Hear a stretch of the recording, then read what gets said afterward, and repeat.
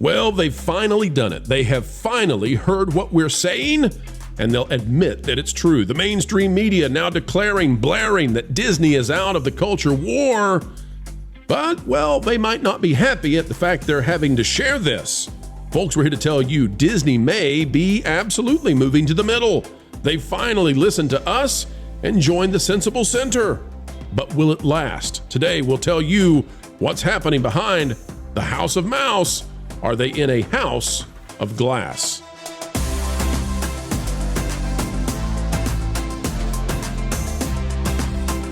Hello, ladies and gentlemen. We are so overjoyed to be joined by you. An attitude of gratitude every single time you decide to spend time with us. We thank you for letting us be a part of your day. Folks, we ask that you click that like button as we get underway talking about Bob Iger, the Disney company, and what might be, finally, their move out of partisan political ideology. Mainstream media is now declaring from the rooftops, with their hooftops, that Disney is withdrawing from the culture wars. Of course, the mainstream media now parroting what the new media, that's us, what we've been telling you is true.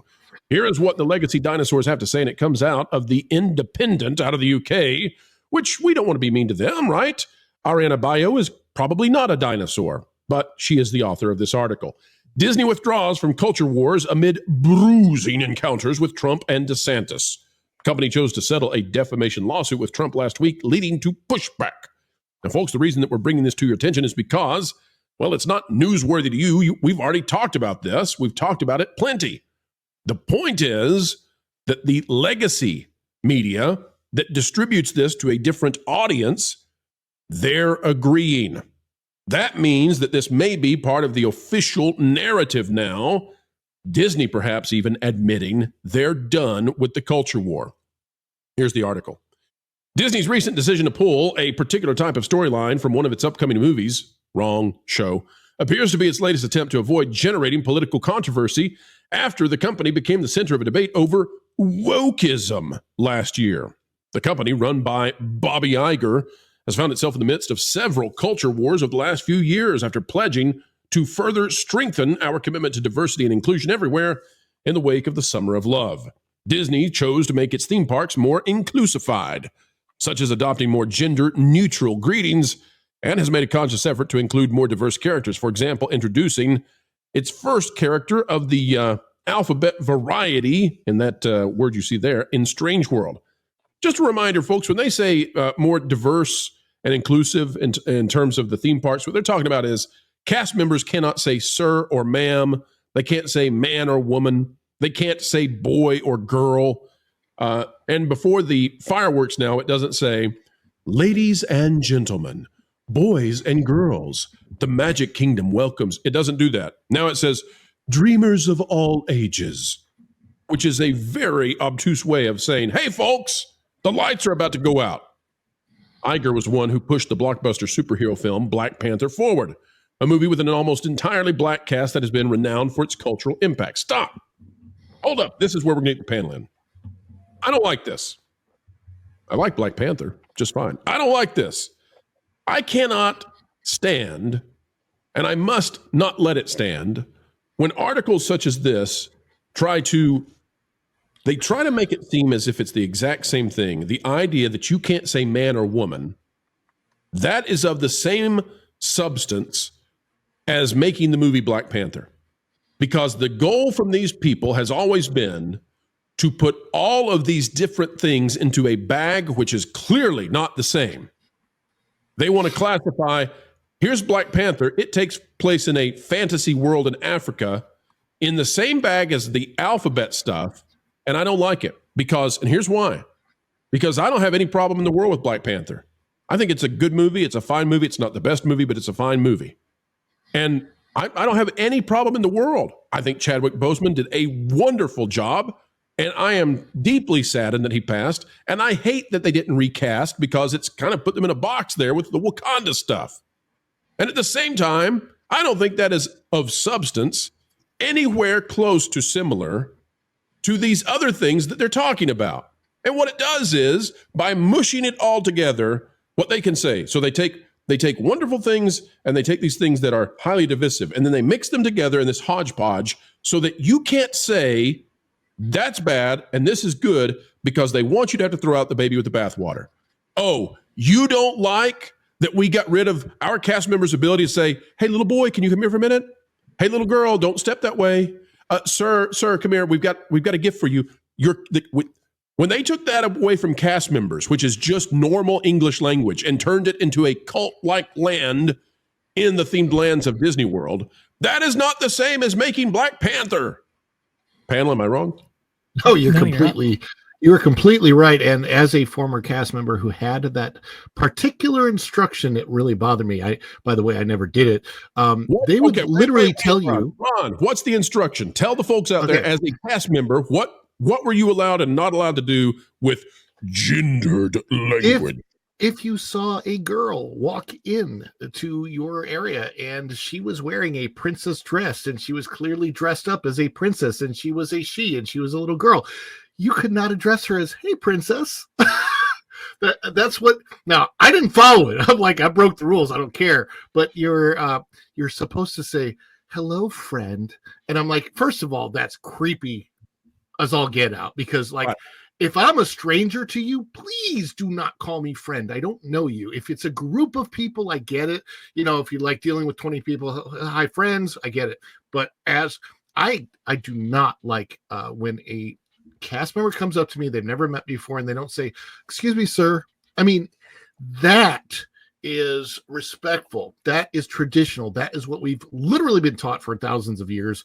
Hello, sir. Hello, ma'am, miss, or whatever. You be respectful. To say hello, friend, to me, that's just disrespectful. But that is what by the 17th time in a day, from the guest perspective, Ron, from the 17th, the 27th time you've heard it in a day, you start to feel like you've crossed into some sort of strange cult community. Like it very much feels that way. And it's also, by the way, dangerous because, Ron, and I talked to lifeguards at Typhoon Lagoon about this. They get into a strange predicament. If there's a kid and they need to identify which kid it is and they don't know the kid's name, it's not like we run around with name tags on, but they need to say, little boy or little girl, get off the ledge or don't climb on that or whatever, right? This language, we evolved this language for a reason. Somebody didn't just pop up in the Roman Empire and say, you know what? By golly, we need to have a word for people with these body parts and these body parts just for the heck of it. Like it evolved out of a reason. Anyway. I agree. Excuse me, thing one, thing two. Well, maybe that's what they'll do. Maybe it'll be not ladies and gentlemen, it'll be things one and things two. Well, we used to have folks back in the day. Whatever happened to folks? That was the language that customers used to use. Now it's just friends and other gender neutral language. I do agree with you, Pro. This idea that we're going to go ahead and, we're gonna talk about how Disney did get rid of gendered language while in the parks. So no more ladies and gentlemen, boys and girls. Now it's dreamers of all ages and some other terminologies that they like to use. And then we're going to say, well, in the same breath, well, Iger has championed Disney's efforts to diversify its cast and storylines with Kocho and Black Panther and Moana. It's like, well, wait a minute, those aren't even nearly the same things here. Nobody was running around saying, oh, well, we can't have diverse storylines involving Polynesian people. They were saying, well, why are you removing gendered language from the parks? And it really is a norm and custom within the United States. That's a weird thing to do there. So I do agree with you, Pro. That kind of to muddy the waters, so to speak, and to consider all these things very similar or the same is a disservice to the argument that you're pitching. One of these things is not like the other. Correct. People of birthing capacity and non-capacity. Yeah, really, when it comes down to it, when someone who I don't know comes up and calls me friend, unless they're a person of a culture that they just call everyone friend, which is not America. That is not American culture. I assume that they're trying to fool me. I assume they're trying to sell me something. I also get that reflex when you're an international traveler and you hear someone call you friend in a foreign country and they know you're American, you need to start running through the list of scams you've heard of in your head. So let me toss this to you, Jonas, and see what you think about it, because I could be wrong here. But from what the way I see this is that sir and ma'am is the abbreviation of madam, that the reason those are used is because those place the person receiving that title at a higher regard to your own self. So, for example, if you're trying to sell something to somebody, they're sir or madam as a sign of respect. And so if you are a person like a cast member and you're talking to a guest has spent thousands of dollars to have this experience. And so you are giving them that sign of respect. The problem with the word friend is that friend puts you on an equal level with an unearned as of yet title. And I think that creates a familiarity that is unbecoming of the scenario because you don't know this person. And I get it that it's Disney and we're all friends here, but it's still weird. And Jonas, does that make sense on why that dynamic plays out in a strange way? Right. No, sir, ma'am, madam, all those things show a sign of respect to the person. Friend actually says that you're coming up to them and saying you are equals, which is not what you would consider someone that is part of the many thousands of dollars that you would pay to go there. You don't go there to be treated as an equal. You go there to be treated with respect. Now, we all need to treat everyone with respect, but it's frankly not what you're looking for from the service industry.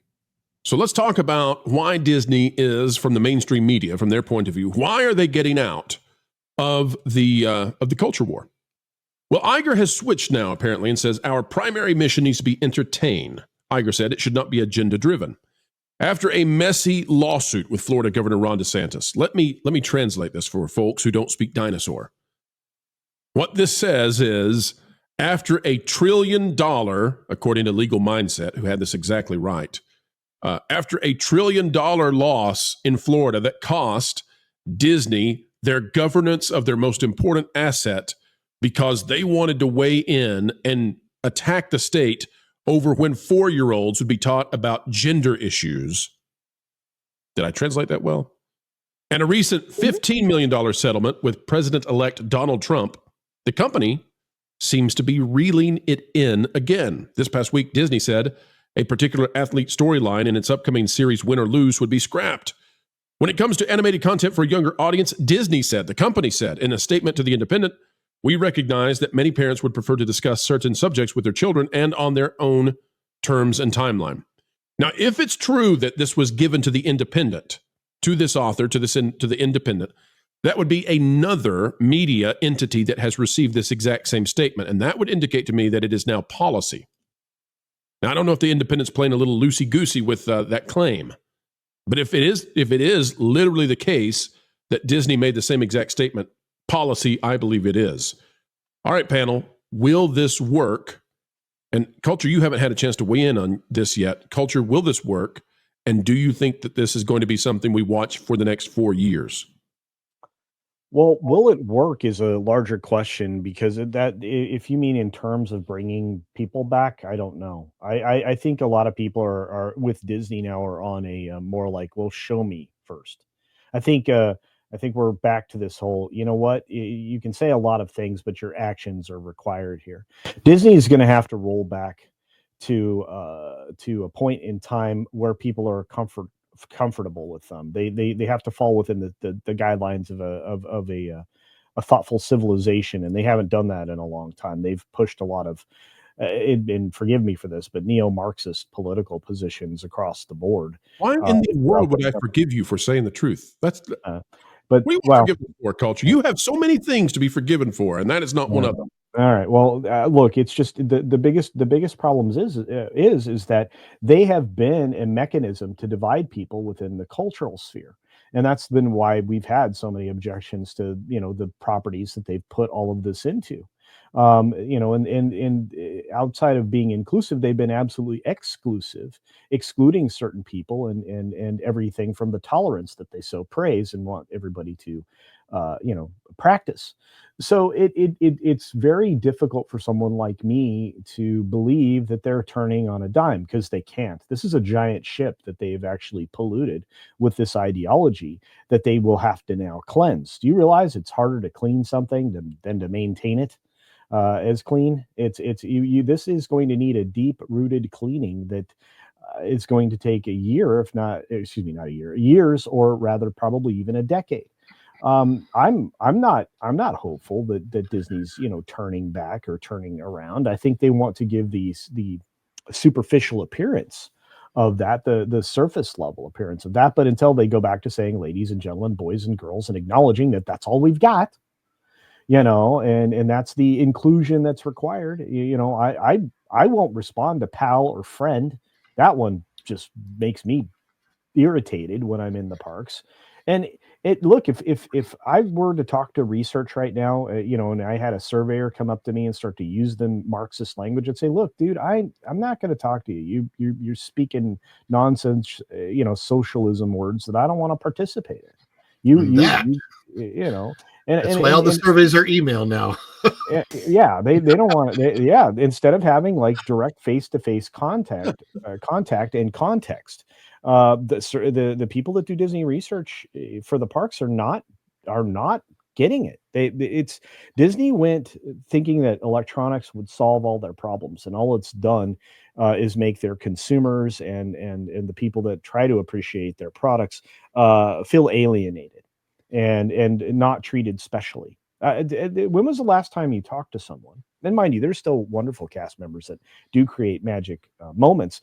But when was the last time you talked to someone that could present to you when they were treated magically in a park, let alone anything else? So we've talked about the gambit here.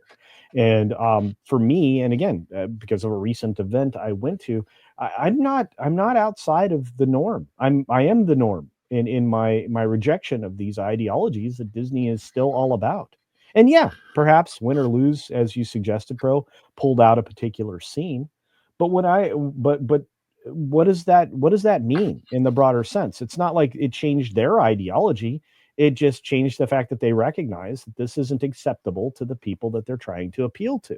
And when you have a large corporation, and I'll finish up after this, but when you have a large corporation that has alienated generations of customers, finally, acknowledge it because they've been bombed by those ideas by people like us here on this panel and around our fellowship, and whether it be Yellow Flash, as you mentioned, or Midnight's Edge, or anybody, Mr. H. You've got a group of people telling you you're doing it wrong, and because you didn't appeal to 3 generations worth of people and you alienated the grandparents and great grandparents of children, you are no longer number one on their hit list for going to do, your properties, your vacations, your cruise lines, your films, your television, your streaming service. If anything, the last thing I would do is recommend Disney Plus to anybody, because it's full of this garbage. Did they take down what's that terrible Louder and Prouder or whatever it is? Oh yeah. Proud Family. Yeah, the Proud Family. Yeah, they turn the police into. You remember how in An American Tale with Fievel, you remember how cats were depicted? Cats look like demons from the bowels of hell. That's what the Proud Family did with police officers, and then put that out to kids. Yeah, and I like I said, it's reprehensible. Disney has been one of the most reprehensible corporations, and I'm going to go with the full decade now. Why not?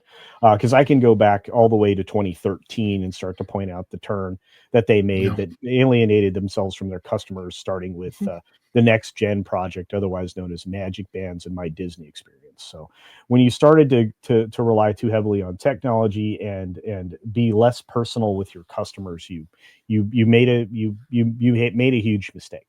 Well, I saw Vash. Vash has a point. Get in here, Vash. What do you got? Final note on this. It's interesting that the source article, I believe, for the article that you brought up, Pro, goes back to the LA Times article, which had some interesting things about this.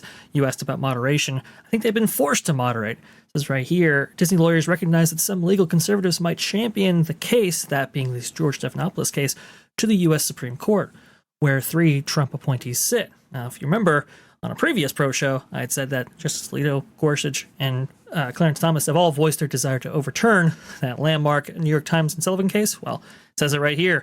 What's more, U.S. Supreme Court Justice Clarence Thomas has expressed desire to overturn the landmark New York Times versus Sullivan court case decision, which would have been at the heart of the ABC News case.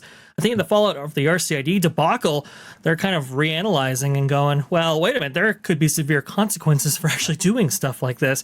And as this article points out by Charles Elson, a former director at the Weinberg Center for Corporate Governance at the University of Delaware, says you don't want to get into a fight with the head of the government that regulates you. Politics is bad for business. And indeed it is, whether it be these fights with the government officials or the state of Florida or even the federal government at large, or even just not being in line with your consumers' tastes and interests, like Culture has beautifully pointed out.